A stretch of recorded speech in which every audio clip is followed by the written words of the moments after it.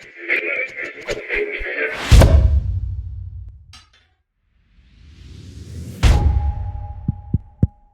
this thing on?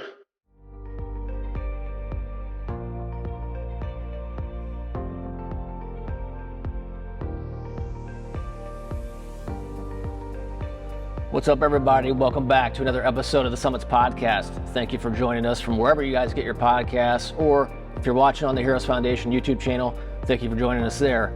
If you are on the YouTube channel and you haven't hit the subscription button or that little notification bell, please do so you guys can be alerted to when new episodes like this one drop. Today, we are privileged to have a very first-time guest on the Summits Podcast, Mr. Scot Pollard. Scott, welcome to the Summits Podcast. Thanks for having me, Vince. You're welcome. Why don't, for those that may not know Scott, why don't you introduce yourself and give us a little background story? Well, I'm a man of many parts. I was born in Utah. I grew up in San Diego. I went to high school at two different high schools. One of them was in Washington State, but I ended up going back to San Diego and graduating down there.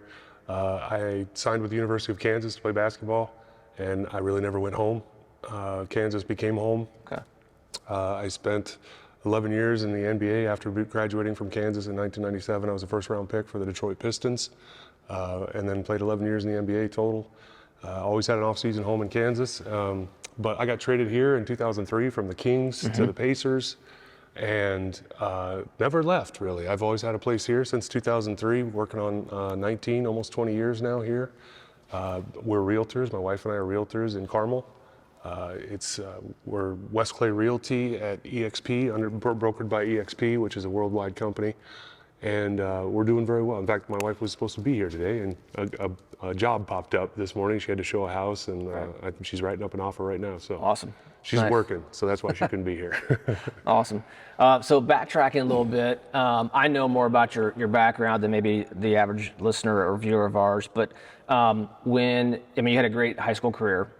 Tell us a little bit about the experience of your junior, senior year in high school. Colleges are sending letters, starting to do the whole process. And I'm sure, you and I are about the same age, so I'm sure it's changed a little bit since then, but it was still crazy back then. What was that process like? And then I'll have a follow-up question to see whether Indiana was in the mix ever at all. So I was in a unique situation. My dad is a legend in the state of Utah. He's in the state of Utah Hall of Fame. Okay. So my dad was well known in Utah, and I'm the youngest of six, and all five of my siblings got recruited to play basketball in college, including my sister, who's the only one that decided she didn't want to play. She had bad ankles, and she was like, I don't want to get surgery to keep playing, so she never played, but everybody else played Division I. So they knew my family. Right. And on top of that, by the time I was a senior, I was 33rd ranked in the country, prospect. So everybody knew who I was. I got my first recruiting letter from Jim Boeheim at Syracuse in 7th grade. Oh, wow. Okay. Because again, everybody knew who we were. And I don't know what the rules are now, but I guess it was legal then. Yeah. So I had a lot of letters. That's what they did. It was snail mail, the kids with the old letters and the stamp. Right. So my sophomore year was when it really got started. I gave too much respect to some of the older players, and then my sophomore year I was playing varsity, and my dad had just died. And I quit basketball for 2 weeks, and I started going insane, and so I started back up again, changed my number from 35 to 31, which was my dad's number. Oh, that's cool. And so I stopped having so much respect for the older players, and it really helped me. I got focused on me and me being good, and I'll never forget, we played against a team, and I can't remember, San Pasquale, I think was the name of the high school, but this kid that was a 6'10" kid that was committed to the University of Duke. His name was Eric Meek, and I busted him up. Sorry, Eric. And sorry, Eric, but that game specifically got me on Kansas's radar. Jerry Green happened to be at that game. He was an assistant coach for Roy Williams at the time. Never played for him because before I even got to Kansas, he had taken the Oregon job or the Tennessee job. I don't remember which, but Jerry Green moved on. So then it went to Kevin Stallworth, and Kevin ended up at Vanderbilt for many years. And then it went to Roy because it got serious. And then all of a sudden Roy took over, and Roy was the only one I saw after that from Kansas. I can tell you, again, my whole family is Mormon. We were all born in Utah. I'm not. But to answer your next question, Bobby Knight did not recruit me for that reason. Okay. For that reason. He said, I know the family's Mormon, and I know the way I speak is going to offend his people, which wouldn't have bothered me at all, because again, I was not, I grew up in it, and it's a big part of who I am, but it's just not my thing. Yeah. I have great respect for the religion and all the people, and most all religions. So it's nothing there. It just wasn't my thing. Right. But yeah, that's why Bobby Knight did not recruit me. That's fair. He has a very interesting vocabulary. Yeah. Shall I say? Yeah. Cool. So then you went on to Kansas. Anybody who follows college basketball knows Kansas is one of the blue chip programs, very storied tradition. We just talked about they are now the winningest men's college basketball program in the country, correct? Yeah, they passed Kentucky last year and still got the lead. There you go. So how would you summarize, and I know it's tough to do in one piece, but how would you summarize your experience at Kansas? Well, it was surprising, the amount of fan support. So growing up in San Diego, it's an outdoor city. Yep. No one really goes inside. Basketball doesn't get a lot of fans, and we did because we were a very good high school team, and people were coming to see us. But when I went to Kansas on my recruiting trip, they had the late night in the fog, is what they called it at the time. It was a practice at midnight, and it was full. And back then, you could put 17,000 people in there because the fire code's changed since then. But back then, it was over 17,000 people at a practice at midnight. And I was like, what are these people doing? Why are they here at midnight? And it was free, and it still is, but it was insane. And so that really surprised me.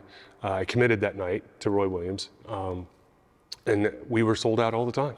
I mean, right now, I think the streak's at like 181 straight sellouts at Allen Fieldhouse. Nice.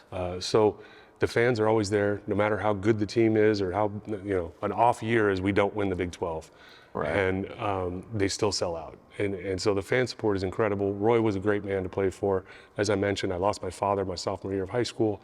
I needed a father figure. I needed somebody, like my brothers had been through college, and all four of them, their coach was there, then their coach wasn't there. Okay. And the new coach comes in and goes, I don't need you. And so they all end up transferring, and I didn't want that. Yeah. I learned from my brothers that I wanted the coach to be there the whole time, and I made Roy Williams promise me he wasn't going to leave for North Carolina during my 4 years. Okay. And he promised me, and he stayed. And that became a recruiting tool, because I didn't know this at the time, but I found out years later that people heard that I made Roy promise that he was going to be there. And so players kept coming in and making him promise them he wasn't leaving during their time. The last two players he promised were Nick Collison and Kirk Heinrich. Okay. And he had Wayne Simeon on that roster, and he still left with Wayne. So Wayne was one of Roy's guys that Bill Self inherited. Okay. And Wayne was a stud. Yeah. That's a good class, that Heinrich class. That they got to the final two, I believe. I was at the game. I can't remember if they lost in the 4 or the 2, but they were there against Syracuse, I think. Okay, yeah. Yeah. All right, cool. Going through, you get through Kansas. NBA draft comes around. First round, I think you were the 19th pick. Thank you.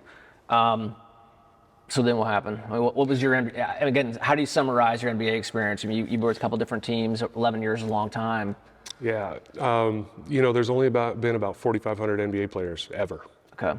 Not 10-year guys ever, just guys that made a roster, played a game. And so you don't know those stats. I didn't know those stats until a couple years ago, actually.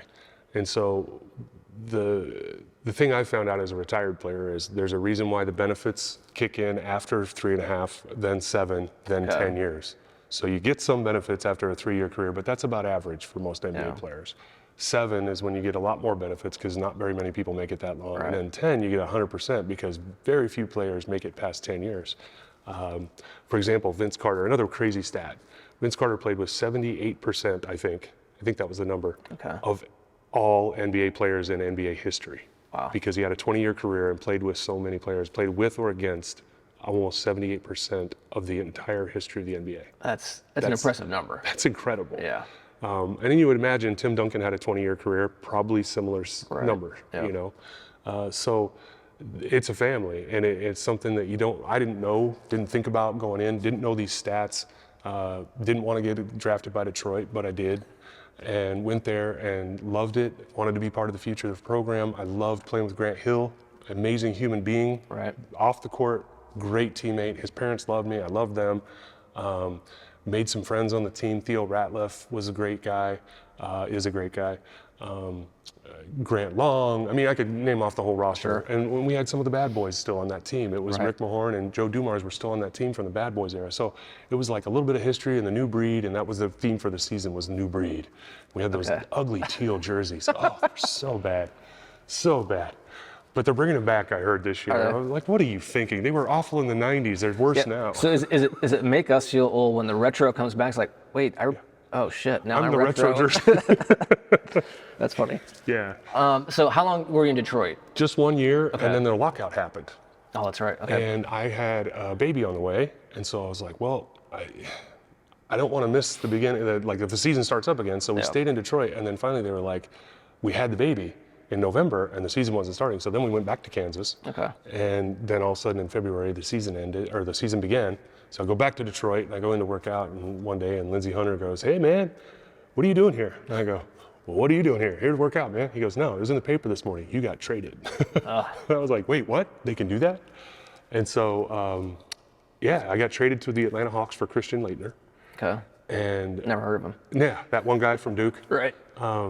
And I get down there and sign a lease on the house. They tell me I'm part of the future of the franchise. That's the kiss of death right there, by the way. If you ever hear that from an NBA general manager, you're screwed. Yeah. But Pete Babcock, nothing against him. He just had a roster issue. He had too many players and needed to put somebody on the injured reserve, which at the time, you had to fake an injury to be on, or you had to actually be injured. And so actually my rookie year, I had spent a few games here and there with a right groin pull because they put me on injured reserve, but I wasn't really injured. So they wanted to challenge that rule, which now it's fair. Now they just have 3 reserve players. They have 12 active players and 3 reserve. You don't have to fake an injury. They get to keep 15 on the roster. But back then it didn't exist that way, and he didn't want to keep a player over 12 because then the owner is like, hey, I'm paying this guy to not do anything. Right. So they gave me that option. Go on the injured reserve without an injury and test the NBA, or we can cut you. So I called my agent. I said, hey, I don't know if I belong in the NBA. This is weird, man. I walk into Detroit, they trade me without warning. I'm here in Atlanta, they're telling me they're gonna cut me. My contract's got 2 years left on it. I'm guaranteed I can go back and get my master's degree in education in Kansas. I got 1 semester of student teaching and I'll be a master's in education. I'll teach high school. I can pay for my house I bought in Lawrence, Kansas. This isn't my thing. I really thought about quitting. And he goes, hold on. Let me see if I can get some teams that want you. He called me back an hour later. He said, tell them to cut you. There's 4 teams that want you right now. And he said, I think the best fit is Sacramento. Next day, I'm on a plane to Philadelphia because they're on their East Coast swing. I'm in a Sacramento jersey that night playing against Allen Iverson. Nice. And played the rest of that season, got paid by the Atlanta Hawks and the Sacramento Kings because guaranteed contracts are an amazing, beautiful thing. And they loved what I did for them, but it was a short season. That summer, they signed me to a 1-year deal. Still got paid by the Atlanta Hawks and the Sacramento Kings. And then after that year, they were like, okay, you're legit. And they gave me a 6-year deal. Nice. 3 years into that deal, I fractured my spine. Nobody's really sure how that happened. But I did. In the fall of that last season in Sacramento, it was the 01-02 season. No, it was the 02-03 season. And I spent about 4 months doing water treadmill, swimming, walking underwater, running underwater, and finally came back. And it wasn't ever the same, but it was okay. And I came back in my first game. I'm guarding Greg Ostertag, a college teammate of mine. And I go to swipe the ball away from him, and my finger gets caught on his jersey, and it snaps my bone right here. But I still stole the ball, and Mike Bibby gets it, and I outrun everybody. He throws it back to me, and I dunk it, and I go, ow.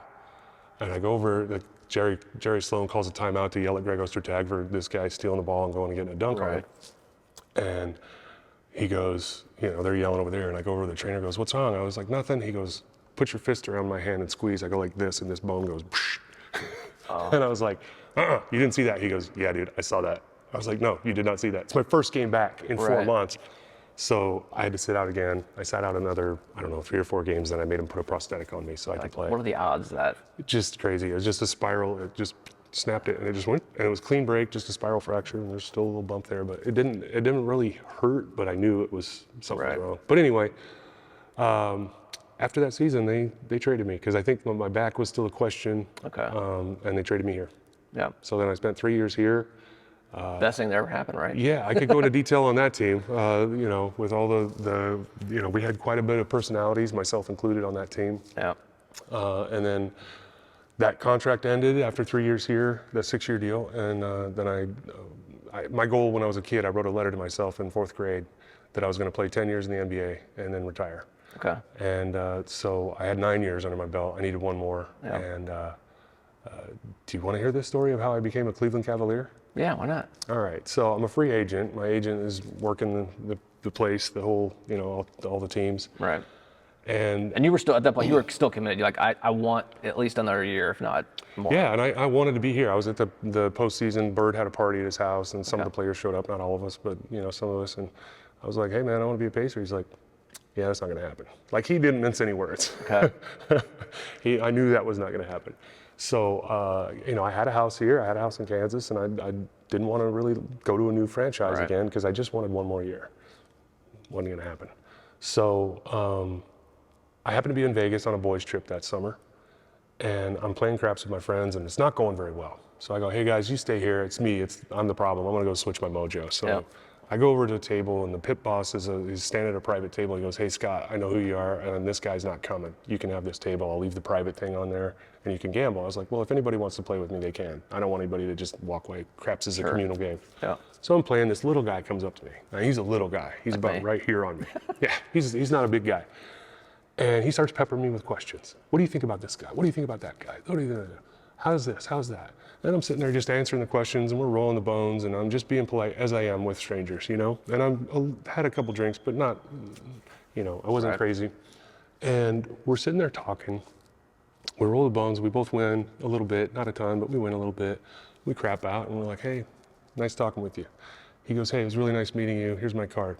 My name's Dan Gilbert. I'm the owner of the Cleveland Cavaliers. 1 month later, I'm a Cleveland Cavalier. My agent called me the next day. What are the odds? That he just walks up, sees me in a casino, and then, obviously, and I give speeches about this all the time, about how you never know who you're going to meet and how it'll affect your life. Yeah, so you don't want to be upset with a stranger just because it's an inconvenience to you, and it's been a lot in my life. I'm tall, so people, even if they don't know who I am, they're like, you're tall. How tall are you? And they interrupt you, and so you have to. I get that all the time. You be patient with people, and there's times where I'm running through an airport with my family, like, really, literally, you're asking me how tall I am, and you can see I'm trying to get to my next flight. Yeah. But it's a story of just being pleasant, being polite to people. You never know who is going to help your life, and so, that's how I became a Cleveland Cavalier, and then I played 1 year there, and then 1 year in Boston. Okay. Yep. Won a championship. Well, that is a good story. I'm glad you shared that because I wouldn't have known who Dan Gilbert was, and No idea. I'm sure a lot of other people might not have, and to your point, could have just said, dude, chill the questions or whatever. What if I had just been like, look, man, I don't want to talk about basketball? And he probably would have said, fair, because he knows that people bother you all a lot. He's an NBA player. We can't hide. Right. There's only about 450 of you at any given time, and you're all giants, and you're running around in your t-shirt and shorts on national TV, and the fans are right there. Like, other sports don't have that. Yeah. And also, we're giants. We can't hide. The small guys are 6 feet tall in the NBA. So. Right. Quick question. So when you were here with the Pacers and coming from 4 years at Kansas, did you feel at all, and I know it's probably hard to compare college with the NBA, I'm assuming that's maybe a bad assumption, but did you feel a little bit of a similar sense in terms of crowd involvement? I mean, basketball in Indiana is very popular. Kansas, I'm sure it's the same way. Mm-hmm. Did you find that there was any similarities there and maybe differences between playing for the Pacers here in Indiana versus Sacramento or Boston or some other location? No, if anything, we had a frustrating team. Yeah. Because we were very talented, but we underperformed. Okay. Our first year here was the 03-04 season, and we got to the Eastern Conference Finals and probably should have won the championship that year. That was the year that Reggie could have dunked it, and he fully took the blame that he laid it up, and Tayshaun Prince got that one. And so we didn't win that NBA championship, and we should have. I think we were the best team in the league that point. And so the next 2 years, we had a lot of people booing us in the crowd here. So I would say it was different for me from that standpoint because I had never been on a team that got booed before. Right. Even Detroit, when we were trying to make the playoffs and we almost made the playoffs, they were really supportive because they weren't expecting us to make the playoffs. Right. They had seen the glory days and they were in a rebuild mode. And so if we had made the playoffs, it would have been butter. Sacramento was absolutely insane. Every home game was sold out. Okay. We had fans on the road. We were a traveling circus. It was nuts because we had foreign guys on our team, and there's a huge Turkish population in New Jersey. Okay. So when we went to New Jersey, the entire upper deck of the old Continental Airlines Arena was sold out for Hito Turkoglu, the Turkish Michael Jordan. Chicago has the largest Serbian population outside of Serbia. Yeah. So we had 2 of them on our team. Okay. And one of them was God in Serbia. That's Vlade Divac. Yeah. So we sold out pretty much everywhere we went. Cool. It was a traveling show. So when I got here, first year the fans were good, but then the second 2 years, plus that thing that happened in Detroit, fans turned on us pretty quickly here. And so when a Colts player got announced, it was the loudest I ever heard that arena. Okay. It never was that loud even when we were in the playoffs, but then all of a sudden they introduce, the starting safety for the Colts. It's like, whoa! Right. So we always knew this was a Colts town. We never really felt like it was a Pacers town. We always felt like it was a Colts town. And this is Peyton Manning's heyday too. Sure. So to be fair, he was a big deal. Yeah. Not to insult the locals, I apologize. But the true story is we were here and we had a really, really good team. But we had some unfortunate off-the-court incidents and on-the-court incident happened that would easily sour the fans' perspective for a team that should have, could have, would have won an NBA championship. Yeah. And I do want to add one more thing, Vince. Yeah. My rookie year in Detroit was the only team I was ever on from high school through my 11 years in the NBA that didn't play in the postseason.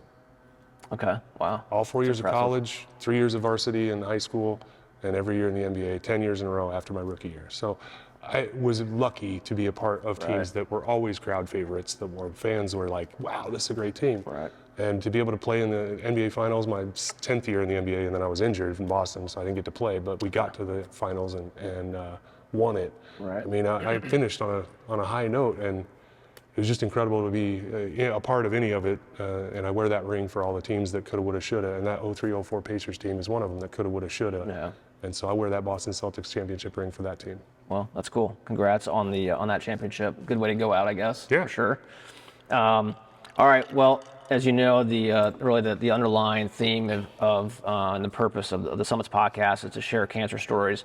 You know, we talked about before. Everybody has one. Mm-hmm. Scott, what's your cancer story? Well, I've got lots. My mother has beaten it twice. She's still with us. My sister has had a double mastectomy. She's still with us. But we'll focus on my wife because it's a positive story. I mean, all 3 of my main ladies are alive and they're well. Right. But my wife is a particularly inspiring one because she just went in because she turned 40. Okay. And a lot of women don't, as we've discovered, because she started telling people her story and people were like, I got to go get checked. I'm 41. I'm 42. And she just went in because she was 40. No history of cancer in her family. No reason to check other than, I'm 40, I'm gonna get checked. She had 11 centimeters in her left side, in her milk duct. And she was very lucky that she checked, and the doctors all said, if she had waited another couple months, it probably would have gone invasive, and then there's no telling what would have happened. Right. She was incredibly lucky that it stayed in there. So they checked the other side. The other side had kind of a shadow, but it was not really there, but it was like there was something there. And she just said, take them both. I don't even want to try to keep one. When one's going, I'll be symmetrical. I don't care. I'm not trying to breastfeed anymore. We had our son already. So she's not trying to have any more kids. And so she just said, take them both. And luckily, they got clear margins. They took everything out. She woke up from surgery cancer-free. She woke up with, fake ones. I don't know how descriptive I should be about it. Yeah.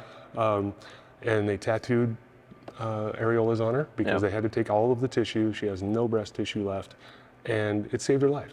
And the doctors were incredible. They saved her life. And, I like to joke with people, she's half Italian and half Thai, like Thailand. Right, yeah. So she's quite a mix. And I'm pretty sure she scared the cancer. Because it should have, at 11 centimeters, it should have gone invasive. They say typically after 3 in a milk duct, it typically goes invasive after 3 centimeters. So for her to get 11 centimeters in there, and it didn't go anywhere else in her body, and she's still cancer-free to this day. She had no chemo, no radiation. And so it's a good lesson. She just went because she was 40. Ladies, gentlemen, just go get checked, please. You literally can save your life. Yep, well said. How would you say that experience, everyone handles it differently. Has that experience changed any outlooks on things or changed any thought patterns at all? Yeah, I mean, I was totally going to leave her. She's a terrible person. And that just kind of bonded us. So Right. I decided to stick around out of pity. Oh, that's good. Very truthfully, we were already very much in love. Yeah. This is both of our second marriage. And so we kind of know what works and what doesn't work in a marriage. Yeah. When you're trying, it's pretty easy. When you're not trying, it's pretty easy to go the other way. Yeah. And so we both keep that in mind and we try. But taking care of your wife when she might not make it is something that bonds you like nothing else. And it's Right. not something that I would say I would love to do again. But it certainly took our relationship to a new level because you never know what's going to happen. Even though the prognosis was good for her, and then after surgery still there can be complications. She got a bad infection on one side and she was bleeding and leaking and it was pretty bad. And so you never know. I mean, an infection can do something when your body is not, when it's off after surgery and you get an Right. infection, you hear of people that go septic and then there's problems. So when you're taking care of your spouse and you don't know if it's the last time you talk to them, you tend to talk to them a little differently. Sure, yeah. And so we've tried to incorporate that into our life since then, that we're always going to say, I love you. We're always going to say what's on our mind. Yep. We don't always agree on everything. We don't always just skippy jumping and Right. skipping through the daisies, Yeah. because everyone faces challenges. But we certainly have bonded, and it has brought us closer together. And you know, I've had some health issues of my own in the last year. And I'm not going to go into it, but it's not something you choose to go through, but it is something that can make you either break apart or get closer, and we chose closer. Yeah. Well, good. That's great to hear. I'm glad she's doing well. Thank you for sharing that story. We appreciate it. Before we head out, we do have one last item, and that's December 17th. Your Jayhawks and my Hoosiers square up Yeah. in Kansas. I had to break this out because it's cold outside. Yeah. We're inside, but okay. What's the wager? We got to make a wager on this.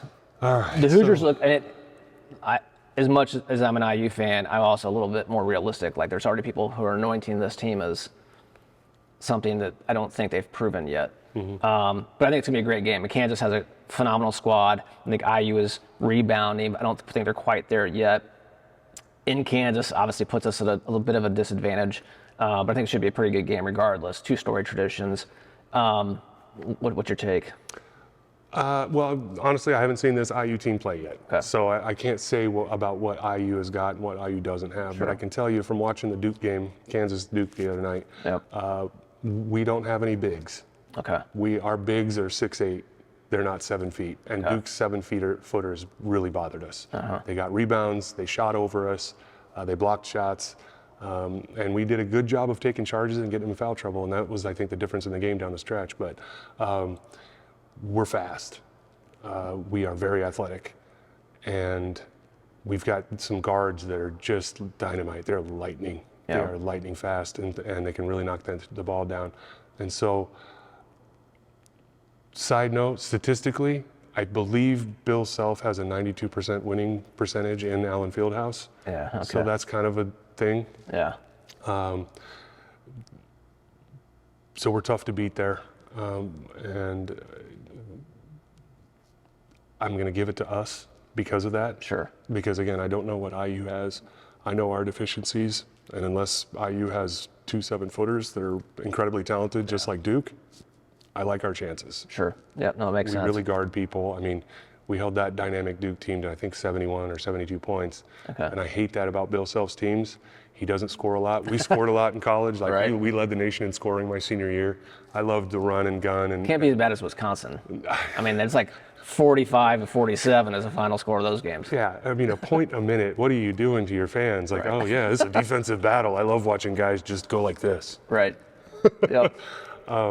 No, but that's the one knock I have on Bill Self. But you know what? He does win Right. quite a bit. So That's all that matters. I like our chances in Allen Fieldhouse, and looking forward to the home and home because it'll be back in Bloomington next year. Right. And I don't think I've ever been to a game at Assembly as a really? fan. I've played Okay. there, but I don't think I've ever been there as a fan. All right. Well, So we can fix that. I'm hoping I know somebody that can maybe get me a ticket Yeah, or two. I'll take care of that. I'll take the 17 points you're giving me for the IU game too. That's awesome. Appreciate you guys witnessed that. Yeah. Anyway, all right. Well, I appreciate you joining us today. Thank you for sharing your story, and thanks all of you guys for listening in on this episode of the Summits podcast from wherever you guys are listening or watching us on the Heroes Foundation YouTube channel. Thanks again for joining us, and don't forget, beat cancer.